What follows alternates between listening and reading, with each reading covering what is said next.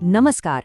आज के इस विशेष विश्लेषण में एक बेहद दिलचस्प और प्राचीन पारंपरिक उपाय पर चर्चा होने वाली है। स्रोत शिव पुराण पर आधारित एक ऐसे उपाय का वर्णन करता है जो आयुर्वेद और आध्यात्मिक भक्ति का एकदम अनूठा संगम है। मतलब ये सिर्फ कोई आम स्किन केयर रूटीन नहीं है, बल्कि आस्था और प्राकृतिक तत्वों का एक बहुत ही गहरा मेल है। तो चलिए बिना किसी देरी के इस रोचक जानकारी के अंदर गोता लगाते हैं।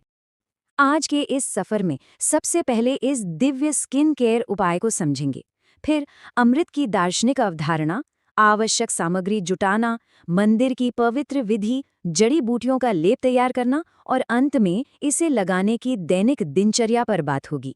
ये पूरा एक कदम दर कदम सफर है जो मान्यताओं से लेकर सीधे व्यवहारिक उपयोग तक जाता है।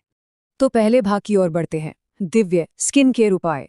स्रोत के अनुसार ये उपाय मुख्य रूप से त्वचा की उन जिद्दी समस्याओं के लिए है जो आसानी से पीछा नहीं छोड़ती, जैसे कि मुहासे, कील, आंखों के नीचे के काले घेरे, झुर्रियां या फिर गहरे दाग धब्बे।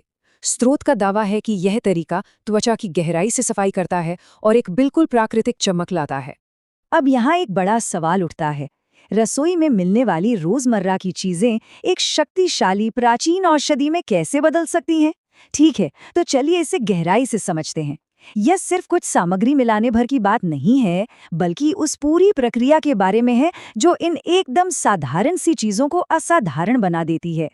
और यही बात हमें हमारे अगले और बहुत ही महत्वपूर्ण विषय पर लाती है, अमृत की अवधारणा। स्रोत के अनुसार इस पूरी प्रक्रिया के पीछे की जो असली ताकत है वो इसी दार्शनिक विचार पर टिकी है कि कैसे एक आध्यात्मिक ऊर्जा सीधे एक औषधि का रूप ले लेती है। अमृत की परिभाषा पर गौर करें तो ये एक दिव्य औषधि है। स्रोत यहाँ स्पष्ट रूप से जोर देता है कि यह कोई बाजार में मिलने वाली सामान्य सी क्रीम बिल्कुल नहीं है। होता क्या है कि जब साधारण चीजें शिवलिंग पर अर्पित की जाती हैं, तो वे वहां की आध्यात्मिक ऊर्जा को पूरी तरह सोख लेती हैं। आस्था और मंदिर के इस ऊर्जा से सिद्ध होने के बाद ही ये सामग्री अमृत या औषधि में बदलती है। इस गहरे विचार को समझने के बाद अब तैयारी के चरण पर आते हैं। आवश्यक सामग्री जुटाना। यह प्रक्रिया बहुत ही सटीक है। मंदिर जाने से पहले कुछ विशिष्ट चीजों का इकट्ठा होना एकदम जरूरी बताया गया है। इन आवश्यक सामग्रियों में शामिल हैं एक तांबे या स्टील के लोटे में जल, ठीक 2 चम्मच शहद, 2 चम्मच दही और उच्च गुणवत्ता वाला आंवला पाउडर। यहाँ स्रोत विशेष रूप से इस बात पर जोर देता है कि आंवला पाउडर किसी अच्छी आयुर्वेदिक दुकान या विश्वसनीय जगह से ही लिया जाना चाहिए। इसकी शुद्धता से बिल्कुल समझौता नहीं किया जा सकता। अब जब सारी सामग्री तैयार है तो ये विश्लेषण अपने सबसे महत्वपूर्ण आध्यात्मिक चरण की ओर बढ़ता है, पवित्र मंदिर अनुष्ठान।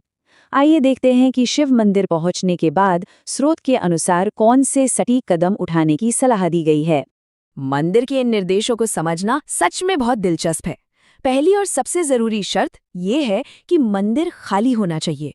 जी हाँ, खाली। और यही वजह है कि दोपहर के समय जाने की विशेष सिफारिश की गई है। वहां पहुंचकर सबसे पहले शिवलिंग पर पहले से चढ़ी सामग्री या चंदन को हटाना होता है। इसके बाद लगातार मंत्रोच्चार करते हुए बहुत ही धीरे धीरे जल अर्पित करने को कहा गया है। जल अर्पित करने के बाद असली सूक्ष्म प्रक्रिया शुरू होती है। सबसे पहले जो 2 चम्मच दही लिया था उसे चढ़ाना है। फिर 15 से 20 सेकंड तक श्री शिवाय नमस्तुभ्यम या ओम नमः शिवाय का जाप करना है और महादेव से इसे एक औषधि के रूप में मांगने की प्रार्थना करते हुए इसे वापस उसी पात्र में निकाल लेना है। और बस बिल्कुल यही समान प्रक्रिया बचे हुए 2 चम्मच शहद के साथ भी दोहरानी होती है। तो मंदिर से इस सिद्ध सामग्री को घर लाने के बाद अगला चरण आता है हर्बल पेस्ट बनाना। यहीं पर आकर विज्ञान और आध्यात्मिकता का एक बहुत ही अद्भुत मिश्रण देखने को मिलता है। लेप बनाने की विधि कुछ इस प्रकार है। एक कटोरी में 2 चम्मच आंवला पाउडर और थोड़ा सा पानी मिलाया जाता है। अब यहाँ ध्यान देने वाली एक बड़ी बात है, इसमें सिद्ध किया हुआ शहद और दही केवल 1-1 चम्मच ही डालना है। ऐसा क्यों? क्योंकि जब 2 चम्मच सामग्री शिवलिंग पर चढ़ाई गई थी तो उसे वापस लेते समय कुछ मात्रा स्वाभाविक रूप से शिवलिंग पर ही रह जाती है, इसलिए घर पर 1 चम्मच ही बचता है। यहाँ पर एक बहुत ही शानदार बिंदु है जिसे एक प्रो टिप माना जा सकता है। स्रोत बताता है कि यदि सामान्य विधि में हल्के गुनगुने पानी का उपयोग होता है तो इसे और भी अधिक प्रभावी बनाने के लिए गुनगुने पानी की जगह गुलाब जल का इस्तेमाल किया जा सकता है। यह तुलना साफ दिखाती है कि कैसे एक छोटे से बदलाव से इस पूरे उपाय को एक अलग ही स्तर पर ले जाया जा सकता है। अब हम आखिरी चरण पर आते हैं, इसे लगाना और इसकी दिनचर्या। ये जानना बहुत जरूरी है कि इस तैयार दिव्य औषधि को त्वचा पर सही तरीके से कैसे लगाया जाए। इसे लगाने के नियम बिल्कुल स्पष्ट और सख्त हैं। सबसे पहला नियम, चेहरा सिर्फ पानी से धोना है। साबुन का इस्तेमाल तो बिल्कुल ही मना है। दूसरा, इस लेप को रगड़ना या मसाज नहीं करना है, बस हल्के हाथों से त्वचा पर एक परत की तरह लगाकर छोड़ देना है। और तीसरा, इसे लगाते समय भी लगातार शिव मंत्रों का स्मरण करते रहने की बात कही गई है। समय का ध्यान रखना भी उतना ही आवश्यक है। इस लेप को त्वचा पर ठीक 15 से 20 मिनट तक लगा रहने देना है, न इससे कम न ज्यादा। उसके बाद ही इसे साफ पानी से धोना चाहिए। ये 15-20 मिनट का समय जड़ी बूटियों को अपना पूरा असर दिखाने का अवसर देता है। यहाँ ध्यान देने वाली सबसे महत्वपूर्ण बात यह है कि यह उपाय सप्ताह में केवल एक दिन ही किया जाना है, रोज रोज नहीं।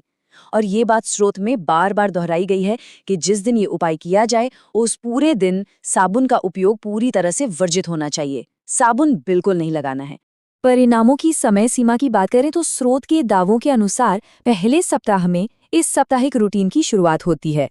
चौथे सप्ताह यानी लगभग 1 महीने बाद शुरुआती परिणाम दिखने की उम्मीद की जाती है और पूरे फायदे के लिए इस रूटीन को 2 से 3 महीने तक लगातार चलाने की सलाह दी गई है।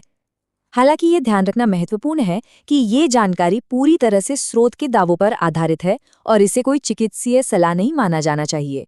यह कथन स्रोत के गहरे आध्यात्मिक नजरिए को बहुत ही खूबसूरती से प्रस्तुत करता है। ये एक बहुत ही प्रभावशाली विचार है जो तुलना करता है कि कैसे प्राचीन काल जैसे सतयुग या त्रेता युग में हजारों वर्षों की कठोर तपस्या के बाद कोई फल मिलता था, जबकि आज के कलयुग में सिर्फ जल या शहद अर्पित करने जैसी बेहद सरल भक्ति से ही वो आशीर्वाद एक औषधि के रूप में मिल जाता है। क्या कमाल की बात है। और अंत में यह विश्लेषण इस विचारोत्तेजक प्रश्न के साथ समाप्त होता है, रोजमर्रा की ऐसी और कौन सी दिनचर्याएं हो सकती हैं जिनमें ऐसा ही कोई प्राचीन पारंपरिक महत्व छिपा हो? क्या रसोई की अन्य सामान्य सामग्रियों में भी ऐसी कोई शक्ति हो सकती है? ये पारंपरिक समग्र कल्याण और हमारे दैनिक जीवन के बीच के गहरे संबंध को सोचने पर मजबूर कर देता है। इस दिलचस्प विश्लेषण से जुड़ने के लिए बहुत बहुत धन्यवाद।